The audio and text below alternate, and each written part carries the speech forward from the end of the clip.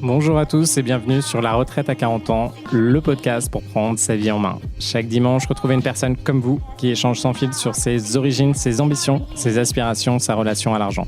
Je m'appelle Victor Laura, je suis l'expert français du frugalisme et du mouvement FIRE, Financial Independence and Retire Early, indépendance financière et retraite précoce.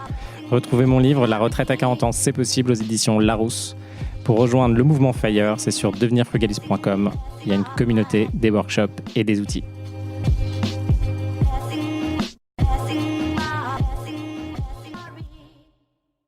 Bonjour à tous et bienvenue dans un nouvel épisode de La Retraite à 40 ans. Aujourd'hui, on va faire un petit point catch-up parce que je pense que c'est pas mal. Mon objectif, ça va être de vous donner un petit peu mon mood, quelles sont les problématiques qu'on peut rencontrer aujourd'hui, de le faire avec le moins de filtres possible pour que vous puissiez avoir accès à un maximum d'infos. Parce que j'ai l'impression, qu'en regardant un petit peu les contenus qui sortent à droite à gauche, que c'est bien fait. C'est-à-dire que les contenus sont faits pour attirer les personnes, mais généralement, ça manque un peu de profondeur et on n'a pas vraiment l'envers du décor de l'ensemble des projets. Et du coup, moi, c'est ce que je veux faire avec ces points catch-up. Donc j'espère que ça va bien se passer. Surtout, je tiens à remercier tous ceux qui suivent et qui m'envoient des messages sur Instagram ou sur LinkedIn une fois qu'ils ont écouté les podcasts.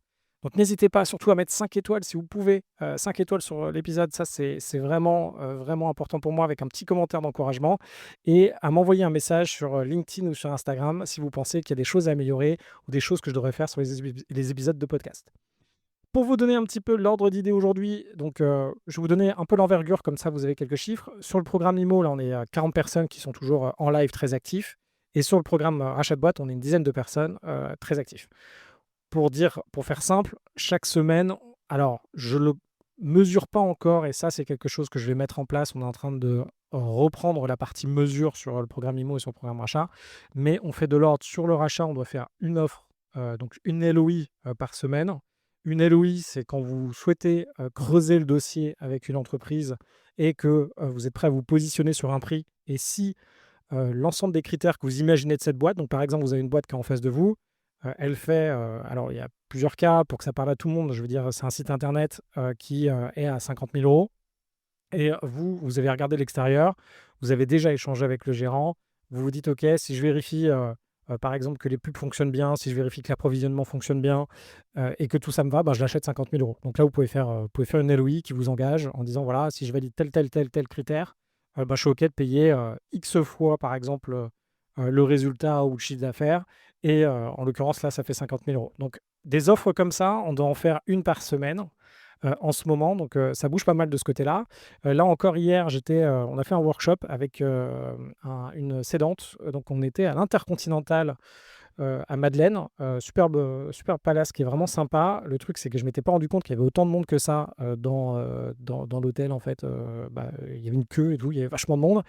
Bref, on a fait 3 heures de workshop avec une cédante et avec Jeanne, qui est dans le programme rachat, pour voir si ça pouvait être intéressant d'avancer sur ce projet. C'était fantastique. Et là, on est sur des sujets. Donc là, pour que vous ayez un peu le pipe, on a des articles féminins avec un site e-commerce. On a un site plutôt de contenu sur de l'électricité. On a un organisme de formation plutôt dans tout ce qui est secteur féminin. Je vous en dirai un petit peu plus. On a un autre organisme de formation dans tout ce qui est plutôt études techniques, on va dire. Et on a aussi de la conciergerie dans le sud de la France, donc une belle boîte de conciergerie. Bref, on avance sur tous ces sujets.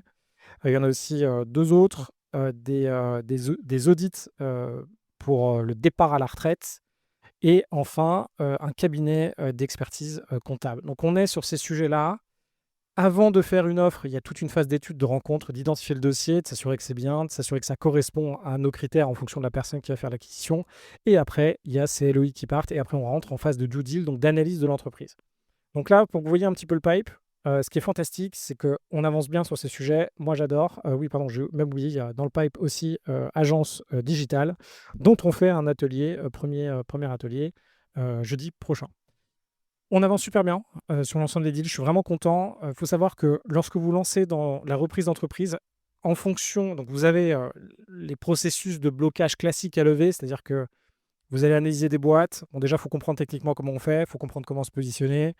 Ça vient avec le temps, ça vient avec l'expérience. Et du coup, il faut en faire beaucoup, comme l'immobilier. Et après, on rentre dans une phase où il y a quand même la négociation et savoir sur quoi vous êtes prêt d'aller concrètement. Et après, il faut se positionner, il faut avoir le financement, il faut y aller. Et après, il faut gérer la structure en tant que telle. Donc il y a toute cette partie-là. Ça demande du temps. Donc si vous avez un projet de reprise de boîte, donc par exemple, je pense qu'avec Jeanne, ça dépend comment ça avance là avec le sujet où on a, mais elle a rejoint le programme il y a un mois maintenant à peu près. Je pense que on va, si là tout se passe bien sur ce deal qui est en cours, ça se trouve à la fin du mois, elle aura fait son acquisition. Donc là, encore une fois, je vous parle d'un élément un peu exceptionnel. De l'autre côté, on peut avoir des profils plus comme Pierre, qui sont là depuis un an maintenant, je dirais un peu moins d'un an quand même, et dont l'acquisition n'a pas encore eu lieu. Donc il y a effectivement les deux. En fonction de votre profil, ça peut prendre plus ou moins de temps. Si vous êtes aujourd'hui dans une phase de reconversion, c'est-à-dire que vous vous rendez compte que la quarantaine elle arrive ou les 35 ans arrivent, que vous avez fait le tour et que vous avez quand même un projet de rachat, c'est intéressant de commencer ce travail assez longtemps à l'avance pour vous préparer et être entraîné. C'est comme si vous avez un marathon à faire. Bon, bah, si vous voulez, ou un semi-marathon, vous voulez courir un marathon, un semi-marathon, bon, vous pouvez y aller sans vous être préparé du jour au lendemain et vous verrez la casse et si ça marche ou pas. Vous pouvez le tenter, ça peut faire un bon truc. Ou sinon, il vaut mieux se préparer quand même 3 à 6 mois à l'avance pour être bien en forme et savoir que votre corps va pouvoir le faire. C'est exactement la même chose avec l'IMO ou la reprise de boîte, mais surtout la reprise de boîte parce que la reprise de boîte, c'est de l'IMO, mais en plus complexe. Il y a vraiment du business partout. Mais en gros, je voulais vous donner ça en termes d'indication. Sur la partie IMO, donc on a à peu près une quarantaine. Donc là, il y a des offres qui partent. Il y a 4, 10 offres qui partent par semaine. Là aussi, je vais essayer de mettre en place les datas. Dessus, il y a Loïs qui me donne un coup de main, qui était en programme du coup, qui était en programme IMO et qui maintenant me donne un coup de main sur le programme IMO. Et aussi pour mettre des datas pour qu'on puisse vous donner tout ça. Ça m'intéresse vraiment pour qu'on puisse voir le volume et concrètement les points qui sont bloquants, qu'on puisse avancer ensemble. Vous avez tous ces éléments-là. Donc point catch-up, tout ce que je veux vous dire, c'est qu'en ce moment, ça bouge pas mal. J'ai aussi des donc c'est bien, il faut être dans une phase moi je reste convaincu, bon après je prêche pour ma paroisse, je reste convaincu que rester dans le coup, d'y aller, bon énergie masculine on va dire, j'en discutais encore une fois, de passer à l'action, de faire de ces acquisitions IMO, moi je pense que c'est fantastique. Dès que vous avez compris qu'est-ce qui vous permet à vous de stepper sur l'IMO, c'est fantastique. Il y en a pas mal d'entre vous qui pourront aller jusqu'à 10 millions d'IMO si vous êtes chaud. Je pense que le potentiel, la majeure partie de l'auditoire ici, faut quand même se dire, hein, quand je vois les profils, bah, moi je vous croise en fait en physique, mais tous ceux qui sont là, vous êtes des profils fantastiques. Encore ce matin, on a lancé le nouveau groupe IMO, 10 personnes. Il y avait 3 personnes qui font du M&A qui gagnent 20 000 balles par mois. Il y a des médecins qui gagnent pareil 20 000 balles par mois. De l'autre côté, il y a des personnes qui sont tech, dev, qui sont à 3 000 balles. Enfin, ça bouge à fond, quoi. Et après, il y a des personnes qui étaient dans ce milieu-là de la finance et qui maintenant, par exemple, font de la musique. Ça, je trouve ça fantastique. Je vous inviterai, je pense, ceux qui participent au programme IMO, s'ils veulent bien en parler. Parce que généralement, c'est assez secret. Mais bref, tout ça pour vous dire que c'est des bêtes de profil qui sont ici. Et c'est pour ça que j'essaie de communiquer et de vous donner, en fait, je pense, des vrais retours sur comment jouer les choses. Et je pense que vous avez la maturité, entre guillemets, pour comprendre ce que je veux dire. Moi, quand je vous parle, pour faire simple, j'ai toujours entre 5-6 procès d'impayés pour principalement ce que j'ai dans le nord, où j'ai des impayés sur donc le château de presque 2000 mètres carrés. Donc là, j'ai encore des choses à purger. De l'autre côté, j'avais eu 2 prud'hommes, là, où on a pu négocier ça, et maintenant c'est terminé. Bref, je fais quand même face à pas mal de sujets où, en fait, quand on est de l'extérieur, si on n'a pas de l'expérience vraiment business, on ne se rend pas compte de ce que c'est. Pour vous donner un petit exemple, j'étais du coup avec un de mes meilleurs potes qui s'appelle Reza. Et de base, donc bon, on a fait une école privée ensemble, lui il est iranien, et même si c'était une école assez élitiste, dans sa démarche, il est assez altruiste et assez, entre guillemets, un peu communiste. D'ailleurs, nous, on a appelé un peu le communiste, c'est-à-dire de bien répartir les richesses, de s'assurer. Du coup, lui, ça se voit dans son quotidien. Quand il peut aider, il aide. Quand il y a des personnes qui sont dans le besoin dans la rue, il va les aider, etc. Ça se voit concrètement dans son quotidien.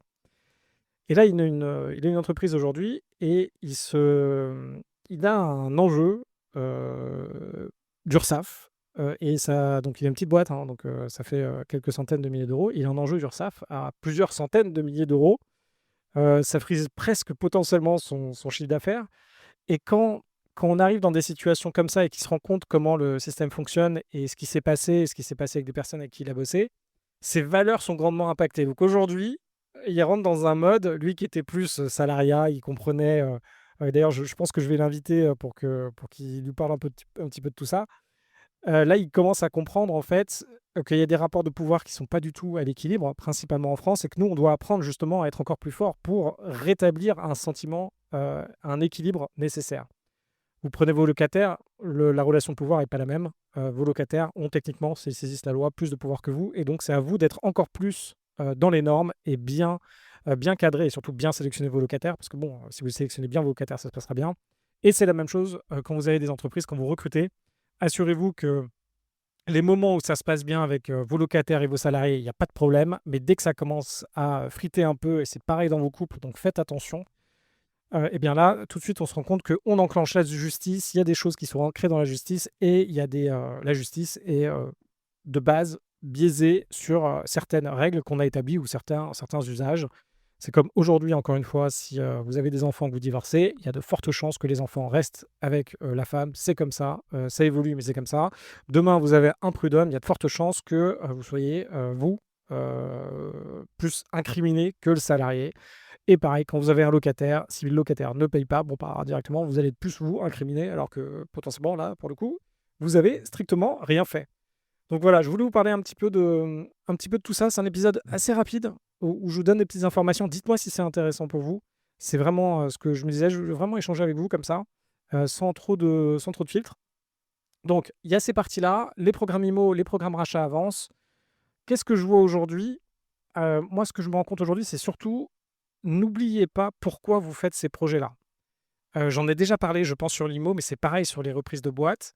Là, en ce moment, moi, sur les reprises de boîtes, avec les sujets que j'analyse, je vois des valorisations délirantes. Donc des gars, alors il y a plein de gens, alors en ce moment, je suis sur des boîtes à 2, 3, 4, 5 millions de valos, mais avec des gens qui vous font des multiples en vous disant, voilà, il y a un multiple de secteur, donc on va prendre la rentabilité de la boîte, c'est-à-dire ce que ça génère chaque année et ce que vous pouvez vous verser quand vous êtes actionnaire. On va dire, OK, bon, bah, sur le secteur, c'est des multiples de 6. Et paf, on vous fait une valo à 2 millions d'euros parce qu'on rajoute un peu de trésor, etc. N'oubliez pas, quand vous faites ça, que en fait, soit c'est une boîte qui est bien, qui tourne, quoi. Donc, les clients arrivent, c'est institutionnel, ils ont un processus, l'acquisition est rodée, il y a un directeur général en place. Et du coup, quand vous rachetez la boîte, le truc tourne et vous avez effectivement quelque chose qui fonctionne bien. Sauf que quelque chose qui fonctionne bien, quand ça fait 1 million d'euros de chiffre d'affaires, moi, j'y crois pas trop. Un truc qui marche bien, alors après, sauf si vous avez une laverie automatique, c'est autre chose. Là, vous êtes limité par la taille, etc. Mais si vous avez une boîte qui marche bien dans le service, dans l'audit, etc., et que ça tourne vraiment et que c'est vraiment viable avec un bon DG qui fait le taf, vous êtes dans du 2, 3, 4, 5, 10 millions d'euros de chiffre d'affaires déjà, et potentiellement avec des valorisations qui sont alignées à ça. Par contre, quand vous êtes sur des petites structures, je m'aperçois que là, il y a vachement de cédants qui sont en train de délirer sur la valeur de leur boîte. Pour eux, c'est très facile à gérer. Pour eux, ça fait énormément de rentabilité, alors que c'est absolument pas le cas. Donc, si vous retrouvez et que vous allez vous positionner sur des boîtes en ce moment qui sont similaires à ça, surtout, faites attention et rappelez-vous pourquoi vous faites l'acquisition. Même si, entre guillemets, les boîtes sont censées être déléguées, c'est comme l'immobilier, hein, c'est absolument pas le cas. Vous avez une boîte, par exemple, on vous met un multiple de 6, il y a les deux dirigeants qui s'en vont, un faisait la partie commerciale, l'autre la partie gestion, mais n'achetez jamais ce truc-là comme ça. Sauf si vous, c'est exactement la boîte que vous avez déjà gérée, vous pouvez même l'incorporer à votre boîte qui existe déjà, mais attention au fantasme de croire que tout se passe bien. Une boîte, c'est compliqué, une boîte, ça vous rajoute de la charge mentale, une boîte, c'est fantastique, c'est comme un enfant, de ce que je crois d'avoir un enfant, ça va vous donner de l'énergie supplémentaire d'avancer, mais vous allez avoir trois comptes bancaires supplémentaires, vous allez avoir des bulletins de salaire à faire tous les mois, vous allez avoir 40 interlocuteurs, etc. Parce que la moindre boîte, vous avez un banquier, vous avez une assurance, vous avez un comptable, bref, ça vous rajoute tout de suite beaucoup d'interlocuteurs. Donc n'oubliez pas de faire les choses pour que ça vous rapporte réellement de l'argent. Ça, c'est un premier truc. Autre élément, visez quelque chose qui est à la hauteur de ce qui vous êtes aujourd'hui. Quand on commence quelque chose, et moi le premier, et même quand, imaginez là, vous arrêtez le sport, vous faisiez du badminton, du squash, voilà, moi pendant un moment, je faisais pas mal de squash, et bon, j'avais pas un niveau exceptionnel, mais voilà, je faisais du squash. Là, demain, je refais du squash.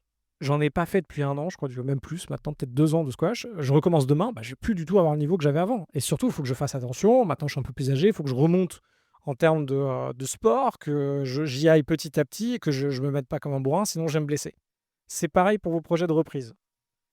Il y en a certains, là, si vous voulez prendre un projet de reprise, ce que je constate avec ceux que j'ai accompagnés, de temps en temps, eh ben, c'est bien de commencer avec un petit projet. Donc un petit projet, c'est quoi? C'est projet qui vaut 200 000 euros en fonction de combien vous avez d'apport et qui fait 50, 100, 200, 200 000 euros de chiffre d'affaires, 300 000 euros de chiffre d'affaires.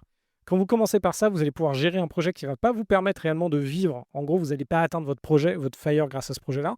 Mais ça va vous permettre, dans une zone qui est maîtrisée d'un point de vue fond, d'un point de vue stress pour vous et d'un point de vue volume, ça va vous permettre d'avancer et de comprendre ce que c'est d'avoir une boîte, de gérer la TVA, de gérer des partenaires, de gérer de l'acquisition, etc. Donc ça, c'est pas mal et c'est une première étape. Et il y a beaucoup d'entre vous auront besoin de passer par là. Et indirectement, mais ça, je ne le dis pas souvent, moi, je suis passé par ces phases-là aussi et plusieurs fois. Et en fait, ça m'a pris beaucoup de temps de faire ça qui aujourd'hui m'emmène à une étape où je peux me dire: «OK, une boîte de 2, 3, 4, 10 millions, je peux y aller». Voilà, je me dis que ça, je peux le faire et cetera. Et ça ressemble à des boîtes que j'ai déjà ou que j'ai pu emmener en tant que propriétaire de boîte. Parce qu'il y a 2 choses, il y a quand vous êtes salarié dans quelque chose et quand vous le faites vous-même. Donc il y a cette notion de commencer à quelque chose qui est vraiment à votre hauteur. Sur l'immobilier, c'est exactement pareil. Si vous êtes vraiment chaud patate, que vous voulez y aller, on se fait des immeubles de rapport, on vise des gros montants, si vous pouvez emprunter 500 000 euros, on fait 3 immeubles à 500 000 euros, on est parti et on est chaud. Sauf que ça va vous demander, plus vous allez faire des choses vite, fort, plus ça va vous demander de l'énergie, plus ça va vous demander de franchir des étapes avec vous-même et de faire face à du nouveau en plus grande quantité. Donc, il faut faire attention. Donc, de temps en temps, peut-être qu'on va commencer avec un premier invest. OK, on fait un premier immeuble à 250, 300 000. On voit ce que ça donne, on le gère et après, on enchaînera sur la suite et on avancera. Ça paraît logique, mais je voulais vous le dire parce que je pense que c'est important et surtout là, aujourd'hui, j'ai échangé avec des failleurs qui ont, je ne sais pas si vous vous rappelez, à un moment, j'avais fait une photo d'un manège. J'avais partagé ça sur LinkedIn pour ceux qui me suivent. Et il s'agit d'un failleur qui a acheté une boîte qui met des automates, donc des manèges dans les supermarchés. Et à ce moment-là, donc j'avais discuté avec lui, on avait vu sa boîte, comment ça marchait, ce que c'était intéressant. Et par rapport à son projet à l'époque, bon, bah, c'était intéressant, il l'a acheté. À un moment, il s'est retrouvé avec des difficultés entre sa résidence principale, son projet de vie perso de couple et son autre activité, parce qu'il a une activité de conciergerie. Et là, il s'est dit: «Bon, bah, finalement» et dans cette boîte-là, ça marchait bien. Puis à un moment, la personne qui travaillait avec lui a décidé de partir. Du coup, il s'est retrouvé avec une personne opérationnelle en moins. Et là, il s'est dit: «Zut, qu'est-ce que je fais? Ben, je vais revendre et je vais le revendre à quelqu'un» et cetera. Puis, moi, je l'avais, à ce moment-là, on discutait pas mal et je savais qu'il était en processus de revente et je pensais que ça avait été fait, mais finalement, ce n'est pas fait. Tout ça pour vous dire que cette personne, elle a un défaut, que j'ai moi aussi et indirectement que j'utilise, en vous accompagnant sur les projets, c'est un défaut de boulimie, de projet. C'est-à-dire que vous kiffez faire des projets, vous en lancez, vous avancez.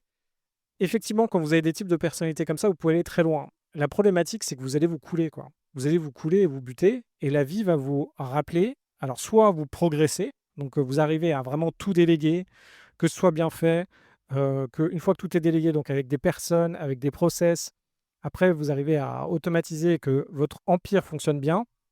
Sauf que en fait, à un certain moment, pour ceux d'entre vous qui le savent déjà ou pour les autres, quand vous avez, voilà, vous arrivez à un stade où moi, ce que j'étais il y a quelques mois, vous avez 10 boîtes en parallèle, vous avez des équipes partout, vous avez des personnes qui potentiellement bossent dans 2 projets en même temps et cetera.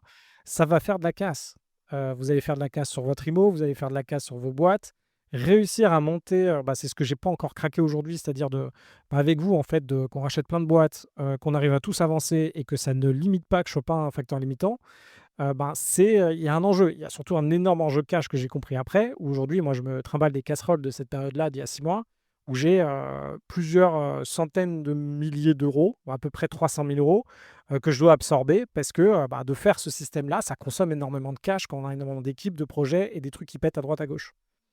En fait, quand je vois donc cette personne qui, même aujourd'hui, est sur pas mal de projets, il y a quelque chose qui est très dur et que moi j'essaye d'apprendre, ou du moins j'essaie de trouver la solution qui marche et je vais vous en parler dès qu'elle va être trouvée dans mon cas, c'est franchement, ayez un énorme focus, quoi. Vous voulez faire de l'IMO, vous faites en un mois, franchement, si on a un peu de chance et que ça marche bien, paf, on fait le deal IMO, on l'achète, on le met en prod, on le délègue, ça tourne, mais attention, ça vous rajoute quand même un petit peu de charge mentale. Sur une boîte, on fait qu'une seule boîte et si possible, soit on se rend compte qu'on est dans une phase de progression et que vous avez besoin d'apprendre, donc on rachète une boîte qu'on revendra dans un an. On l'achète, on la fait tourner, on la revend. Ou sinon, on se rend compte que vous êtes mature pour aller chercher des boîtes à 2, 3, 4 millions comme Guy, ou d'autres, comme Kevin et cetera, comme Ryan. On va faire des boîtes plus grosses. Mais en tout cas, faites gaffe à vous pour qu'on se focus et qu'on termine bien des projets, qu'on aille sur des trucs qui font réellement du cash et surtout, bon, il y a pas que, là je parle beaucoup de reprises. mais aussi du lancement et qu'on revienne sur des éléments concrets, quoi. Il y a des boîtes aujourd'hui, et alors c'est plus facile quand vous êtes dans une certaine position. Moi, je vois une boîte, si elle me permet pas tous les mois d'avoir 30 000 € de marge, si je l'achète, je vais être hyper critique sur la façon dont c'est géré et la charge mentale que ça va me rajouter. Et je vais être assez critique dans la négociation. C'est pas question que je me rachète, enfin, si je fais un boulot et c'est comme vous, par rapport à ce que vous valez alors, c'est par rapport à ce que vous valez sur le marché. Si vous savez qu'un mois vous bossez pour avoir 5 000 10 000 € de salaire, si vous êtes, ou même, 20 30 000, quand vous reprenez une boîte, allez pas vous faire chier à juste pour reprendre une boîte, sauf si c'est parce que dans votre projet d'éducation, mais n'allez pas vous faire chier à reprendre un truc qui va vous emmener à diminuer votre taux horaire et à vous rajouter de la pression. Bref, on parle depuis 20 minutes.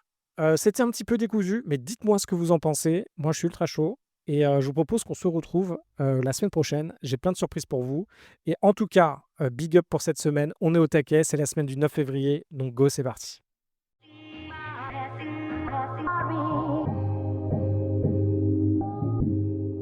Vous venez d'écouter un épisode de La Retraite à 40 ans. N'hésitez pas à en parler autour de vous, à vous abonner, à rajouter 5 étoiles et à mettre un petit commentaire. Ça nous aide vraiment beaucoup. Pour être informé des nouveautés, rendez-vous sur devenirfrugaliste.com. Une question, je réponds sur LinkedIn, Victor Lora, Lora. Et surtout, n'oubliez pas, vous êtes déjà au top. À très vite.